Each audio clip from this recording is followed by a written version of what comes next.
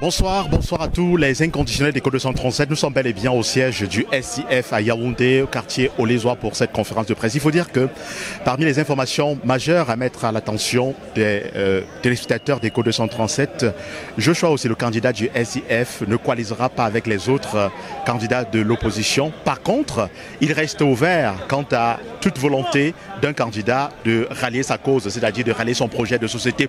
Un projet de société qui s'étale sur plusieurs points, notamment le fédéralisme qui compte accorder plus de pouvoir aux communes. Oui, parce que selon ce candidat, l'honorable Joshua aussi, le pouvoir doit être transféré aux communes. Et c'est à partir des communes justement que le pouvoir remonte au niveau donc du sommet, au niveau de l'État.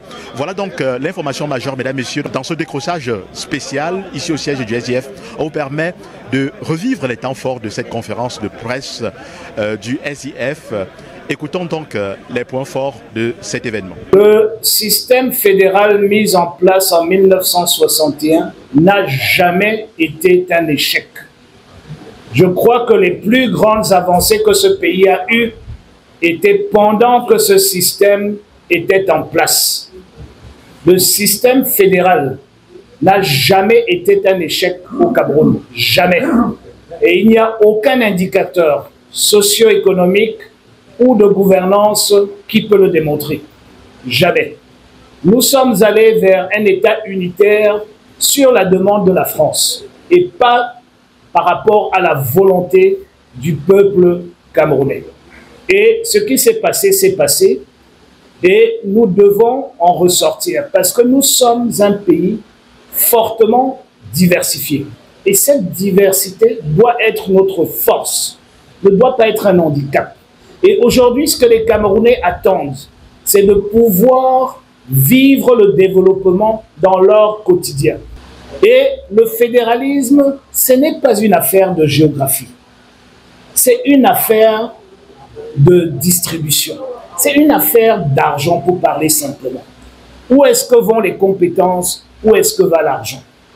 Et ce que nous essayons de dire depuis 35 ans, et ce qu'on martèle encore aujourd'hui, c'est que dans un système fédéral, tout l'argent va au niveau le plus bas, que nous proposons comme la commune. Parce que c'est là où le développement se passe. Il n'y a pas de fédéralisme. Un fédéralisme, c'est un fédéralisme d'exécution, point. Comment est-ce que vous l'organisez? C'est ça la deuxième chose. Mais le problème de fond d'un système fédéral, où sa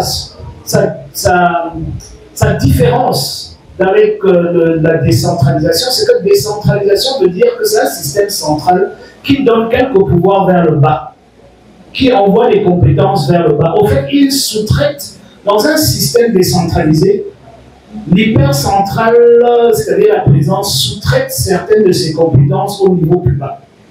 Et peuvent les retirer à tout moment. Parce que c'est par décret que ça part et c'est par décret que ça peut revenir. Okay? C'est pour cela que ça ne marche pas. Et ça ne peut pas marcher. Parce que quand vous décentralisez, au fait, la personne à qui vous déléguez la compétence n'est pas responsable devant le peuple. Vous comprenez ce que ça veut dire? C'est tout le problème de fond. Or, dans un système fédéral, c'est un arrangement constitutionnel. C'est-à-dire que celui qui est président ou premier ministre ne peut pas venir changer cela. Parce que c'est inscrit dans la Constitution. Et la différence entre le fédéralisme et la décentralisation, c'est que le pouvoir commence en bas et va vers le haut. Il n'y a que ce qu'en bas, qu'on ne peut pas faire, qu'on envoie vers le haut. Et ce n'est pas dans l'autre sens. C'est-à-dire, dans l'absolu, tout est fait dans notre système que nous voulons pour ne pas s'écarter de ce que nous avons l'habitude d'avoir depuis 1960, pour ne pas nous écarter de là. Nous disons que le bas niveau, c'est la commune. Donc, pour votre compréhension, 100% de tout ce qu'il faut faire au Cameroun est fait par la commune. Est-ce que le président du SDF et candidat à l'élection présidentielle est favorable à l'idée d'une candidature consensuelle? C'est à quelles conditions?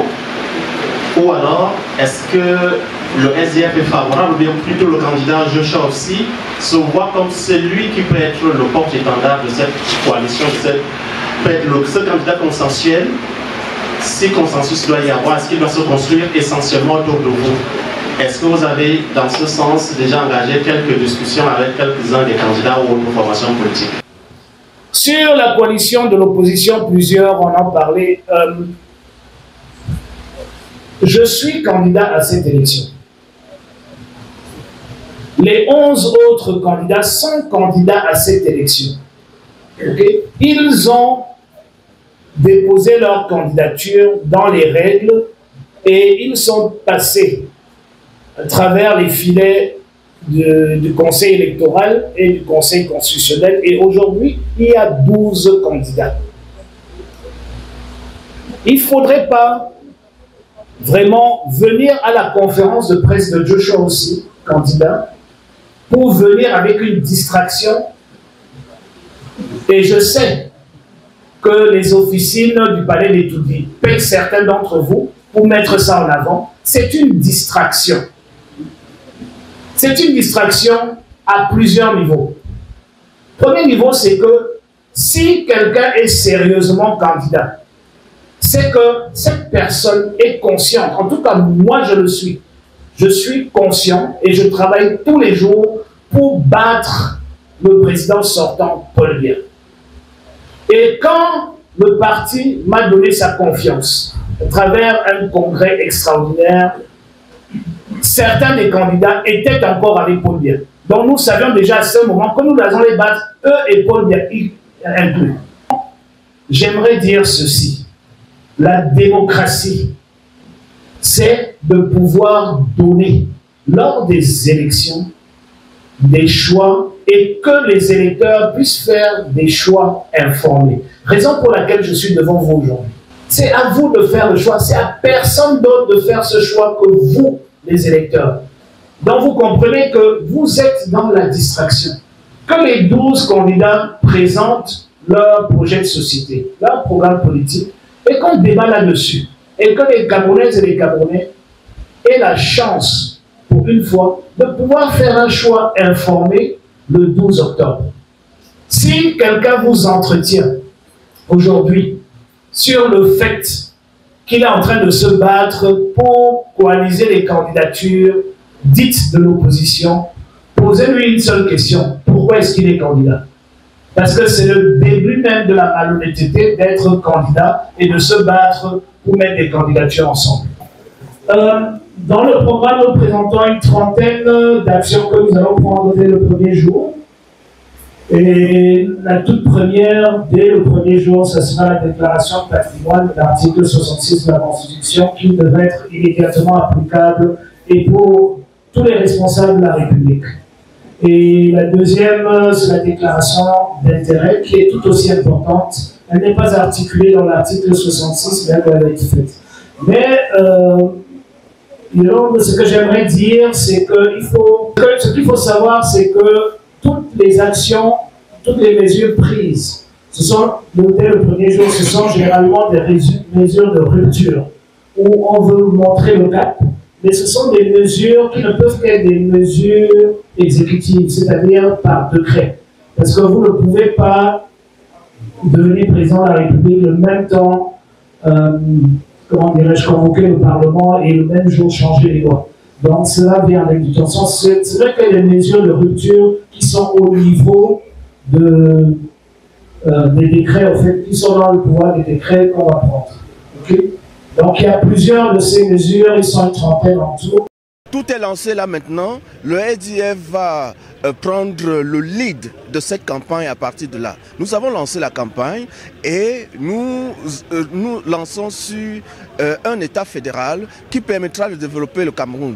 Nous allons mettre tout en œuvre pour que les Camerounais comprennent quelle est la différence entre le modèle de société qui existe et ce modèle fédéral que nous proposons pour notre développement. Et nous le faisons, vous avez vu, avec des mesures à prendre dès le premier jour. Dès le premier jour, nous allons prendre une soixantaine de mesures de rupture allant dans le sens de la déclaration de biens, allant dans le sens, par exemple, de la gratuité de l'école, la gratuité du système scolaire, etc. Et vous allez voir que avec ça, le Cameroun sera différent à partir du 13 octobre. Pendant 2h30 d'horloge, le candidat du SDF a déroulé son projet de société, en tout cas les grandes lignes, mesdames, messieurs. Et Echo 237, toujours au cœur des grands événements, vous a fait vivre cet autre événement au sein du SDF. Mesdames, messieurs, nous sommes bel et bien en direct du siège du SDF ici à Yaoundé, au quartier Olezoa.